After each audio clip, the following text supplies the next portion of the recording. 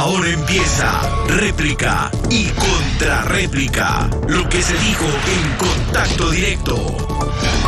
Muy buenos días. En los temas de este domingo, un nuevo procedimiento del CNE para la entrega de resultados electorales es cuestionado. Y las propuestas de varios candidatos a la presidencia de la República en cuanto a seguridad ciudadana y salud pública. Aquí iniciamos. Hoy en réplica y contrarréplica. ¿Qué sé yo si es que las actas, las imágenes que se han ofrecido entregar son las que nacieron de ese documento físico? El coordinador de mesa hace un acta de entrega-recepción que firma con Policía Nacional para poder trasladarse de esa junta receptora del voto al lugar cercano, que es en el mismo recinto en donde funcionarán los escáneres.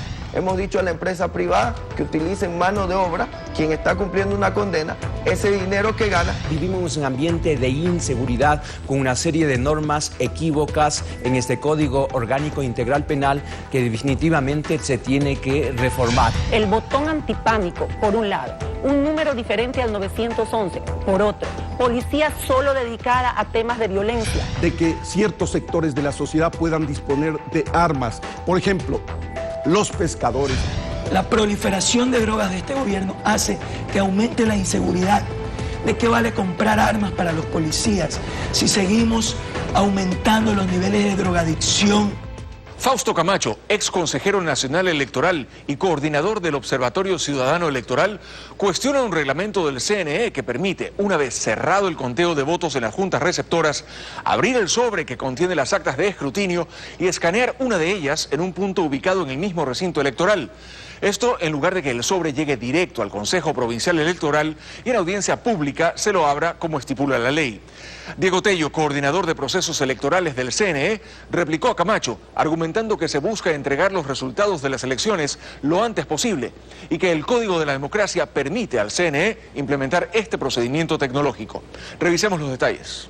Ese paso que se ha añadido es abrir el sobre, extraer el acta en un sitio distinto a un organismo electoral, sin la presencia efectiva de una audiencia pública de escrutinios, y eso pone en peligro la integralidad. ¿Por qué? Porque sí, puedo hacer el seguimiento, mirarlo físicamente al sobre, cómo llega efectivamente, cómo se escanea, pero ¿qué sé yo qué es lo que pasa detrás del sistema? ¿Qué sé yo si es que las actas, las imágenes que se han ofrecido entregar son las que nacieron de ese documento físico, que no los volvemos a ver, porque finalmente el tercer ejemplar se lo eliminó y lo reconoce el señor Tello? Qué pena que lo reconozca, pero están incumpliendo la ley, pues. No es cualquier documento, el resumen de los resultados tiene un fin específico según la ley. El fin específico es ser entregado a los delegados de los sujetos políticos. El acta debía tener un tercer ejemplar de ese instrumento para ser exhibido. Es una lástima que el señor Camacho, desinforme a la ciudadanía y a los actores igual electorales y políticos. El Consejo Nacional Electoral no ha eliminado ningún acta de escrutinio. Nos mantenemos con los 3 ejemplares del acta de escrutinio. El primer ejemplar que va dentro del paquete electoral, es el acta que va dentro del sobre rojo. El segundo ejemplar del acta de escrutinio que va al coordinador de mesa, que es la acta que ya voy a comentarle, se va a hacer a escanear en cada uno de los recintos electorales. Y la tercera acta, que es el acta de conocimiento público y resumen de resultados, que se entregan a las diferentes organizaciones políticas y que se pega en el lugar en donde funcionó la Junta Receptora del Voto. Este es un documento muy importante para que las organizaciones políticas hagan su control electoral. Bueno, en realidad no se ha eliminado, se han añadido pasos que no están contemplados en la ley. Ese ejemplar del acta va a ser entregado a un policía para que ese policía lo lleve a donde se encuentra un escáner en el recinto electoral. En ese sitio se abrirá el sobre y se escaneará. Al abrirse el sobre, se rompe la cadena de custodia que debe tener efectivamente la información que está dentro del sobre. El legislador fue expreso y dijo, llevaráse a la Junta Provincial Electoral para que allí se conozca. El Consejo ha hecho esto ahora con el propósito, nos dice, de darnos resultados anticipadamente, en buena hora que así lo quiera hacer. Sin embargo, eso no puede significar modificar el texto de la ley. Todas las actas de escrutinio tienen una cadena de custodia con la fuerza pública. En el momento en que la Junta Receptora del Voto termina el escrutinio, le entrega el acta al coordinador de mesa en un sobre cerrado. el coordinador de mesa hace un acta entrega-recepción que firma con Policía Nacional para poder trasladarse de esa junta receptora del voto al lugar cercano, que es en el mismo recinto en donde funcionarán los escáneres, con Policía Nacional. Policía Nacional entrega al operador de escáner para que inmediatamente pueda escanear la imagen que nos dice el código, para que toda la ciudadanía y las organizaciones políticas puedan conocer de manera inmediata las imágenes que se generaron en cada junta receptora del voto. Jamás se ha dado antes. Lo que se ha hecho ahora es efectivamente que esos centros de cómputo, esos centros de procesamiento, efectivamente se instalen sin control de autoridad pública o de autoridad electoral competente y sin la audiencia pública de escrutinios. Porque entonces las imágenes que sean transmitidas, voy a poner un hipotético, a las 7 de la noche, ¿no es cierto?, serán procesadas inmediatamente. Sin embargo, la ley dice que la audiencia pública de escrutinios se instalará a las 9 de la noche. No pueden instalarse antes. Hay mandato de la ley.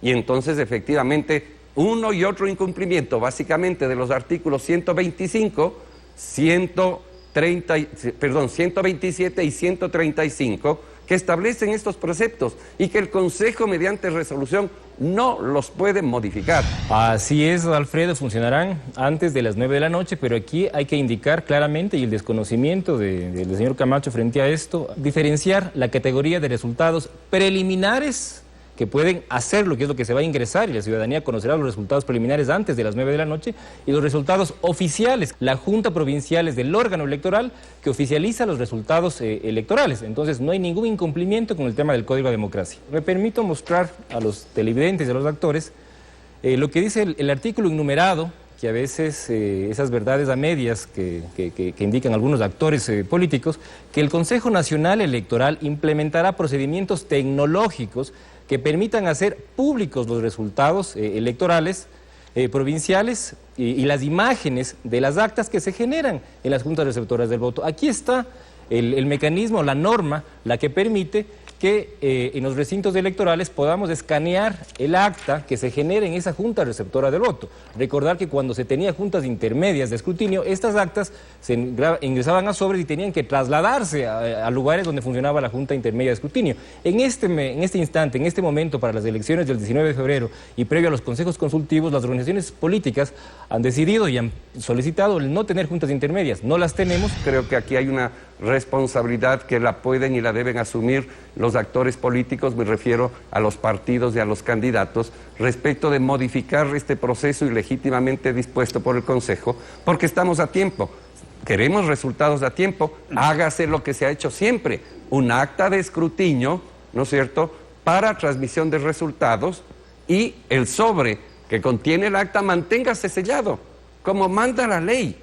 Si no estamos en contra del uso de la tecnología, no estamos en contra del uso y del derecho de los ciudadanos a tener resultados con prontitud, pero lo que estamos en contra es que se sacrifique la transparencia y la integralidad para conseguir este objetivo que pone en duda luego la certeza de esos resultados.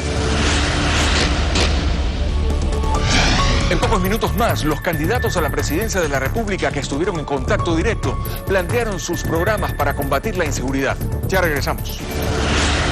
Más adelante. Hemos dicho a la empresa privada que utilicen mano de obra quien está cumpliendo una condena. En este Código Orgánico Integral Penal que definitivamente se tiene que reformar. El botón antipánico, por un lado, un número diferente al 911, por otro. De que ciertos sectores de la sociedad puedan disponer de armas. Por ejemplo, La proliferación de drogas de este gobierno hace que aumente la inseguridad. ¿De qué vale comprar armas para los policías si seguimos? Para combatir la delincuencia, el actual gobierno implementó el botón de pánico, las unidades de policía comunitaria y el EQ 911. Sin embargo, la inseguridad ha desbordado el sistema. Los candidatos presidenciales que estuvieron en contacto directo propusieron desde permitir portar armas a los ciudadanos, pasando por crear cuerpos de élite de la policía, hasta mejorar los centros de rehabilitación. Escuchemos las ofertas de Cintia Viteri, candidata del PSC, Washington Pesantes, de Unión Ecuatoriana, Iván Espinel, de Fuerza Compromiso Social, Abdalá Bucaram Puley, de Fuerza Ecuador, y Patricio Zuquilanda, del Partido Sociedad Patriótica. Dentro de nuestro plan de gobierno estipula un mayor aumento de la inversión dentro de la seguridad ciudadana, dado que los ciudadanos consideran que están más inseguros que en épocas anteriores, alrededor de un 70.6%. Esto quiere decir, por un lado, crear un grupo élite de la mano de la Secretaría Nacional de Inteligencia que no investiga a periodistas, a políticos, sino que investigue a lampa organizada, y de otra manera, centros de rehabilitación adecuados, donde verdaderamente se rehabilita el ciudadano. Hemos dicho a la empresa privada que utilicen mano de obra, quien está cumpliendo una condena, ese dinero que gana va a las familias y la empresa privada va a tener cero imposición de tributos. Esto hay una compensación necesaria, aumento de la productividad e inserción laboral. Mire, yo soy un experto en seguridad ciudadana, ya lo hice, quizá soy de los que más he trabajado en este país. Desde el 2003-2004 que fui fiscal provincial en Pichincha, yo convoqué la primera reunión provincial de seguridad ciudadana, articulando lo que hace el Ejecutivo, lo que deben hacer, y no lo hacen todavía, pero bueno, hay que sumar a los consejos, hay que empoderar a la población para rescatar los espacios públicos, parques, plazas, espacios de recreación. Aunque quieran decirnos que no, la delincuencia se incrementa, nuestros niños no están seguros en sus colegios en donde expenden droga a mansalva, no están seguros nuestros familiares que quedan en casa. Es decir, vivimos en un ambiente de inseguridad con una serie de normas equívocas en este Código Orgánico Integral Penal que definitivamente se tiene que reformar. Aquí resulta que hay más protección en muchos casos para el delincuente que para el ciudadano. Eso lo vamos a cambiar. Voy a empezar por eliminar la tabla del consumo de drogas, a través de la cual el microtráfico se incrementó libremente en el país y por otro lado derivan asesinatos, robos, secuestros, etcétera. Y voy a crear centros de rehabilitación, no más policías o perros policías atrás de nuestros hijos. Será una ambulancia quienes lo recojan y lo llevarán a centros de rehabilitación a nivel nacional, que no solamente volverán a rehabilitar al consumidor, sino también a la madre, al padre, a la familia. Eso es vital. Por otro lado, los femicidios, los niños huérfanos, el botón antipánico, por un lado, un número diferente al 911, por otro, policía solo dedicada a temas de violencia, y como cuarto punto, la justicia solamente tratando los jueces de familia casos de violencia intrafamiliar, psicológica o física, serán parte de las acciones que como presidenta de esta nación tomaré de manera inmediata, ni una menos en nuestro país.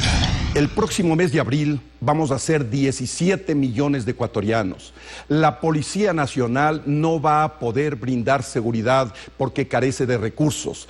Por lo tanto, tenemos que ser sensibles, tenemos que estudiar meticulosamente la posibilidad de abrir esta autorización estudiada con conciencia de que ciertos sectores de la sociedad puedan disponer de armas. Por ejemplo, los pescadores, los agricultores, los industriales que se han visto atacados de una manera atroz, inclusive las familias atacadas terriblemente en la sociedad ecuatoriana. Estudiemos, debatamos este tema, no digamos que no y tampoco digamos que sí de una manera apresurada. Hagamos este debate nacional para favorecer a nuestra sociedad. Enfrentar las 4 crisis que vive el Ecuador: económica, de valores, de familia y de droga. La proliferación de drogas de este gobierno hace que aumente la inseguridad.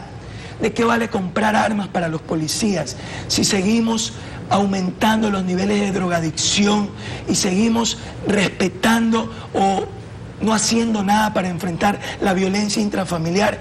Tenemos que fortalecer las relaciones con la seguridad pública, mejorar el salario de la fuerza pública, mejorar el salario de la seguridad privada en un acuerdo público-privado con los empresarios y de algunos otros segmentos de la sociedad.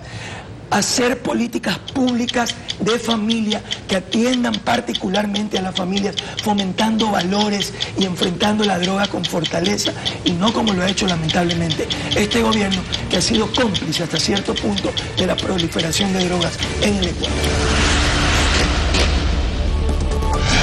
En pocos minutos más, las propuestas para mejorar la atención en salud pública. Ya venimos. Más adelante. No deberán esperar ni un solo día a la atención directa. Tendrán las medicinas adecuadas. Enfoque fundamental, y asimismo hay que subir 1 o 2 puntos del PIB en materia de salud. Ampliando los servicios 24 horas 7 días a la semana. Cuando necesitamos 29.000 médicos en el servicio de salud. Reformar el caos que pasa en el seguro social de la mano del sector privado. En la actualidad, el gobierno invierte en salud menos del porcentaje mínimo del 4% del PIB que ordena la Constitución. Los candidatos presidenciales se comprometieron, entre otras cosas, a elevar el monto de inversión, crear clínicas móviles, fortalecer los dispensarios médicos. Escuchemos a los candidatos Abdalá Bucaram Puley, de Fuerza Ecuador, Patricio Zuquilanda, del Partido Sociedad Patriótica, Cintia Viteri, candidata del PSC, Iván Espinel, de Fuerza Compromiso Social, y Washington Pesantes, de Unión Ecuatoriana. Las citas se postergan entre 6 meses, 1 año o 3 meses en el mejor de los casos. Y la medicina que reciben ya ni siquiera es paracetamol y cápsulas vacías.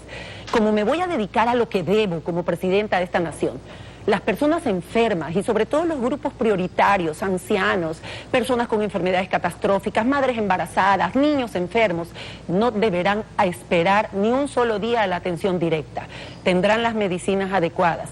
Pondré clínicas móviles para que alcance la salud, el cuidado de la salud a los sectores más alejados de la sociedad. Y a la par, invertiré en educación preventiva. Los municipios tendrán el dinero requerido puntual, directamente, para que puedan satisfacer temas como el agua potable y el alcantarillado, vitales para la salud. Debemos articular un verdadero sistema de salud en la que intervenga el sector público, las entidades prestatarias de salud también autónomas como el Seguro Social y también el sector privado. Nosotros tenemos un déficit de camas hospitalarias, apenas tenemos una cama para cada 100 ecuatorianos, de manera que eso es fundamental, y poner mucho énfasis a la salud preventiva, saneamiento ambiental. En este país la mitad de los ecuatorianos no bebe agua salubre. Nuestro país, en las parroquias, en los pueblos, se toma agua entubada. Por eso es que aquí en el país se ha creado un verdadero caldo de cultivo de enfermedades que brotan en otros países. Aquí hay dengue, chikungunya, zika, etcétera. Enfoque fundamental, y asimismo hay que subir 1 o 2 puntos del PIB en materia de salud. Estado que no invierte en salud y educación es un Estado que vive en la época de las cavernas. Hay que tener un aumento progresivo de la inversión. Y es preciso en salud que de ese 4% del PIB nosotros hemos destinado 0.5% para la investigación específica, y también ampliando los servicios 24 horas, 7 días a la semana. De acuerdo a la Organización Mundial de la Salud, el 80% de los problemas de salud pública se originan en la etapa primaria, o sea, en los centros y dispensarios médicos. De esta manera vamos a poder compensar y disminuir la brecha que se tiene en cuanto a la asignación de citas. Con respecto a la seguridad social, al ISFA, al ISPOL, vamos a aperturar los hospitales para todos los ciudadanos. Si el gobierno, de una manera abusiva e ilegal, ha tomado 12.000 millones de dólares del Seguro Social, ha tomado el 33% del fondo de cesantía de manera ilegal, no paga el 40% del fondo de pensiones, la consecuencia es inmediata. La salud es la primera que sufre, porque tenemos en este momento únicamente disponibles 3.000 camas, ciudadanos, cuando necesitamos 18.820 camas. Tenemos en este momento 5.000 médicos, cuando necesitamos 29.000 médicos en el servicio de salud. Esa es la consecuencia con la cual nos han abusado, con la cual están apoderándose de los recursos del Seguro Social, y por eso es que tenemos esa miserable atención médica para todos los ecuatorianos. Y que no me vengan a discutir eso, porque esa es la realidad. Reformar el caos que pasa en el Seguro Social de la mano del sector privado. La alta demanda en el sector público hace que los hospitales públicos no se abastezcan. Y usted que me está viendo en casa, tú que me ves en casa y pides cita en el IES, sabes que se demoran 3 meses, 6 meses, 1 año por una cita. Y que cuando nos dan la cita todos estamos enfermos de lo mismo, porque solo nos dan paracetamol para cualquier cosa que tengamos, para cualquier diagnóstico. Hay que transformar e introducir en el siglo XXI la salud pública del Ecuador, no solo gastándonos la plata de forma corrupta en compras de medicamentos para seguir incrementando el bolsillo de pocos ciudadanos en el poder, sino transformando el sector público de la mano de las aseguradoras privadas, teniendo galenos privados que reciban recursos en un acuerdo con el Estado y puedan ayudarnos a enfrentar la alta demanda y abastecer en el sector público a los pacientes. Aquí concluimos una nueva edición de Lo Dicho en Contacto Directo, en réplica y contrarréplica. Ya venimos con el resumen de noticias de esta semana.